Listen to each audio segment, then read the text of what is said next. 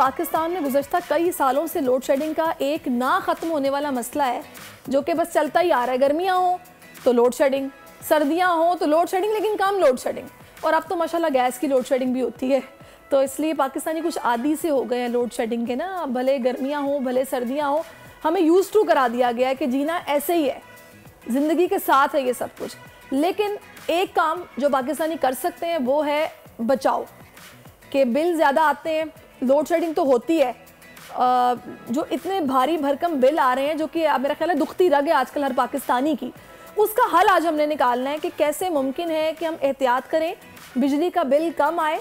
Solar panel से हट के हमने बात करनी, क्योंकि वो बहुत महंगे हो गए हैं, हर कोई नहीं लगवा सकता। तो इस पर बात करने के लिए इस वक्त हमें एनर्जी एक्सपर्ट हैं और सेक्रेटरी पेट्रोलियम में साबिक डॉक्टर गुलफराज अहमद साहब ने ज्वाइन किया। अस्सलाम वालेकुम डॉक्टर साहब।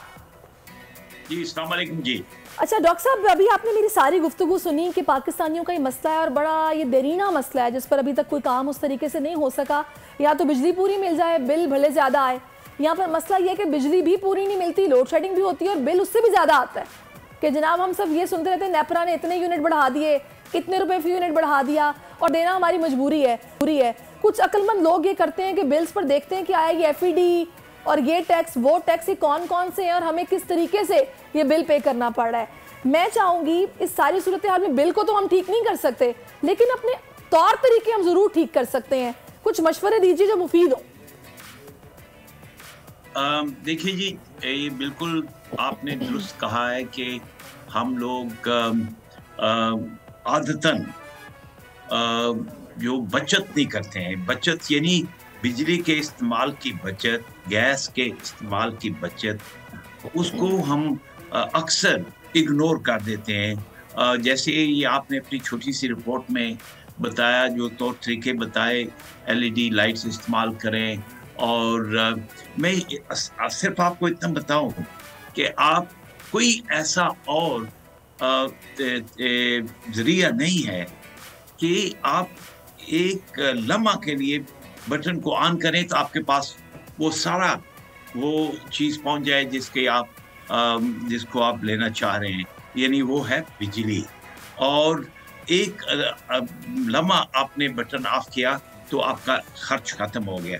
तो इसलिए बिजली के अगर इस्तेमाल का आप अगर समझें, आप ये देखें कि जिस वक्त आपकी कोई घर में कोई ऐसी बिजली इस्तेमाल नहीं हो रही, लेकिन फिर भी जाकर तो आप मीटर को देखें और उसमें वो स्केल जो ज़्यादा मूव करता है उसको देखें, फिर भी आप देखेंगे कहीं ना कहीं आपके घर के अंदर बिजली का इस्तेमाल हो रहा होता है।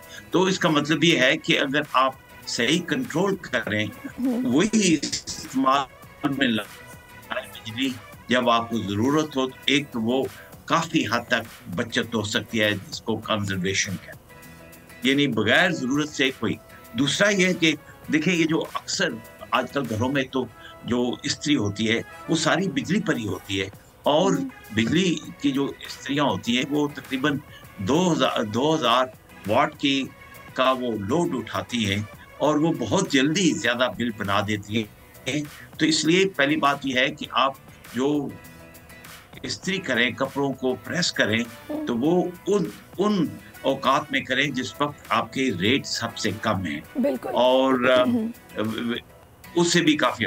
इसी तरीके से और भी जो अप्लायंसेस हैं, मसलन आपने हीटर है और उसके अलावा वाटर गीजर्स हैं, ये सारी अप्लायंसेस को सिलेक्टिवली जिसको ज़रूरत है तो उसको ऑन करें, और उस वक्त खासकर जब बिजली ज़्यादा महंगी हो उस वक्त अवॉइड करें।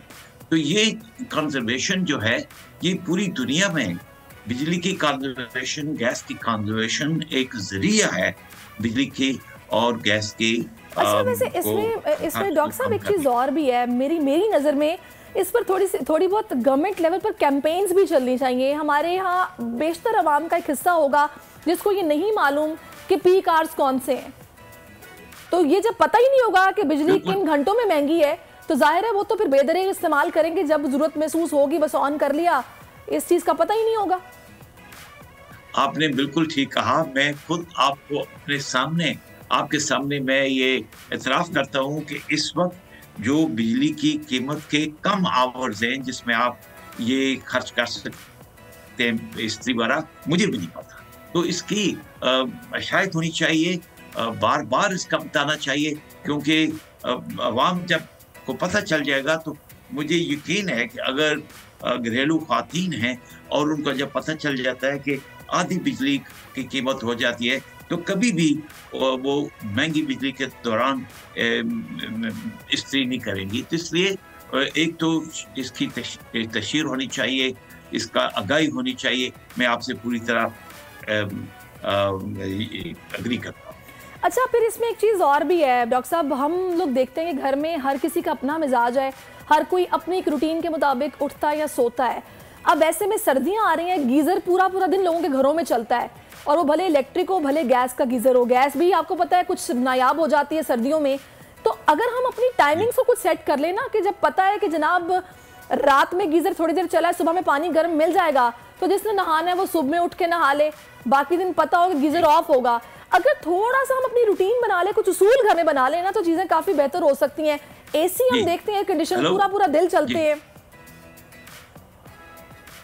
ये कंजर्वेशन के तरीके हैं। मसलन गीज़र के मुतालिक मैं आपको बताऊंगा कि मैं अपनी मिसाल देता हूँ कि हमारे यहाँ जो गीज़र लगे हुए थे, 2 गीज़र थे, एक किचन और रेस्ट ऑफ द हाउस को, एक ऊपर की मंजिल को, और वो सारा दिन गीज़र चलते थे और गर्म पानी हर वक्त चलता रहता था।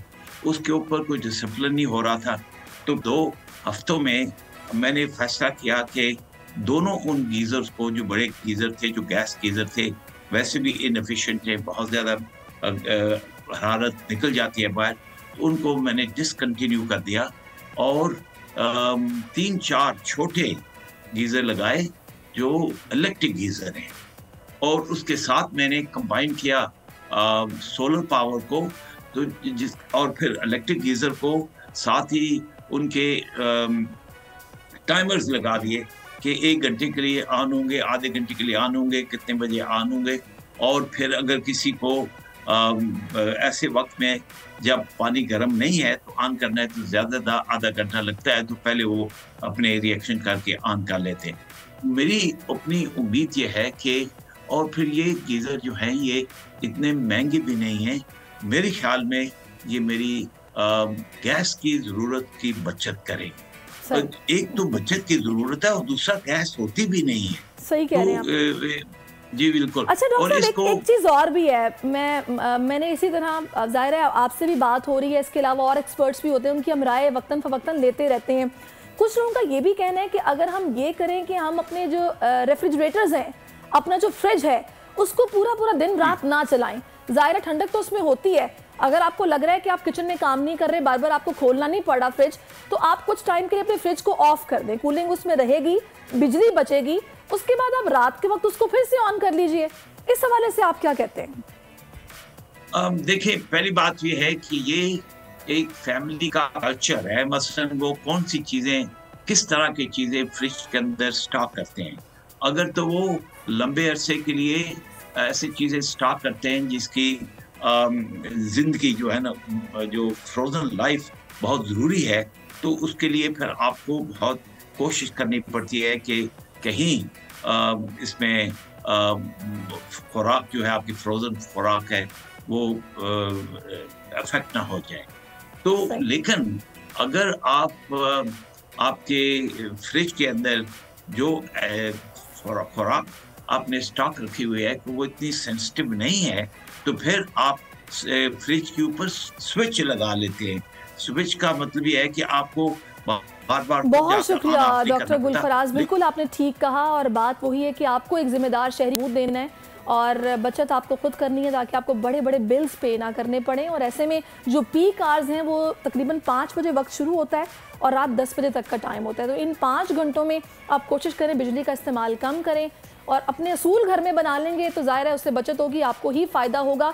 लिहाजा ये बतौर जिम्मेदार शहरी हम सबकी जिम्मेदारी है कि अपना अपना किरदार अदा करें। देखिए, अक्सर हम खबरों में सुनते हैं कि फ़लानी जगह एहतजाज हो रहा है, प्रोटेस्ट हो रहा है, रोड्स को बंद किया गया, लोड शेडिंग हो रही थी। तो अगर आप बिजली में बैठे हुए हैं तो थोड़ा सा एक जिम्मेदार शहरी होते हुए सोचें कि भाई एक वो लोग हैं जिन्हें मिल ही नहीं रही, अगर आपको मिल रही है तो उसका इस्तेमाल बेजाना करें। सब्सक्राइब करें और बेल दबाएं ताकि कोई खबर रह न जाए।